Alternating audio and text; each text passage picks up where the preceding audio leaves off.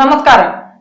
Kothamangalam Kavalangad block Congress കമ്മിറ്റിയുടെ നേതൃത്വത്തിൽ 23 രാവിലെ 10 വന്യമൃഗശല്യത്തിനെതിരെ കോതമംഗലം DFO ഓഫീസിലേക്ക് പ്രതിഷേധ മാർച്ച് സംഘടിപ്പിക്കും. ആനസമരം എന്ന പേരിലാണ് പ്രതിഷേധ പരിപാടി സംഘടിപ്പിച്ചിട്ടുള്ളത്. KSRTC ബസ് സ്റ്റാൻഡ് പരിസരത്ത് നിന്നും ആനയുടെ രൂപം കെട്ടിവലിച്ചുകൊണ്ടാണ് പ്രതിഷേധക്കാർ DFO ഓഫീസിന് മുന്നിലേക്ക് എത്തുക.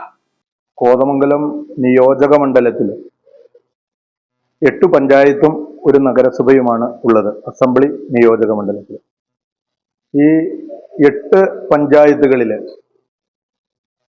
കഴിഞ്ഞ കുറെ വർഷങ്ങളായിട്ട് ഈ നിയോജക മണ്ഡലം അഭിമുഖീകരിക്കുന്ന ഏറ്റവും വലിയ പ്രതിസന്ധി എന്ന് പറയുന്നത് രൂക്ഷമായ വന്യമൃഗ ശല്യമാണ്.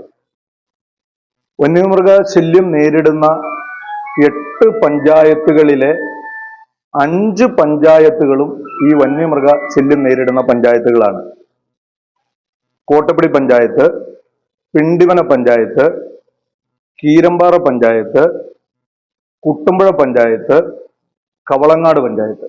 ഇങ്ങനെ 5 പഞ്ചായത്തുകള് വന്യമൃഗ ശല്യത്തിന് ദൈനംദിനം ഇരയായിക്കൊണ്ടിരിക്കുന്ന സാഹചര്യത്തിലാണ് ഞങ്ങൾ ഈ പ്രസ് മീറ്റ് വിളിച്ചിട്ടുള്ളത്. ഞങ്ങൾ ആദ്യം പറയുന്നത്, ഈ വിഷയം ഒരുപാട് സംഘടനകൾ അഡ്രസ് ചെയ്തിട്ടുള്ള വിഷയമാണ്.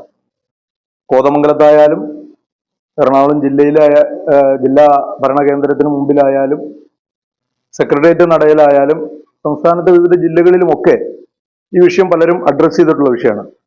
കോതമംഗലം നിയോജകമണ്ഡലത്തെ സംബന്ധിച്ചിടത്തോളം ഇതിനു മുമ്പ് ഒരുപാട് സമരങ്ങൾ ഫോറസ്റ്റ് ഡിപ്പാർട്ട്മെന്റുമായി ബന്ധപ്പെട്ട് അവരുടെ മുമ്പിലേക്ക് ഒരുപാട് സമരങ്ങൾ നടത്തിയിട്ടുണ്ട്. വിവിധ രാഷ്ട്രീയ പാർട്ടികളും മറ്റ് സാമൂഹിക സംഘടനകളും ഒക്കെ നടത്തിയിട്ടുണ്ട്.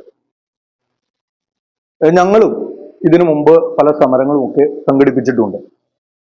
ഇപ്പോൾ 23-ാം തീയതി തിങ്കളാഴ്ച ഞങ്ങള് കോതമംഗലം DFO ഓഫീസിന് മുമ്പിലേക്ക് ഒരു വലിയ ജനകീയ പ്രതിഷേധം സംഘടിപ്പിച്ചിരിക്കുകയാണ്.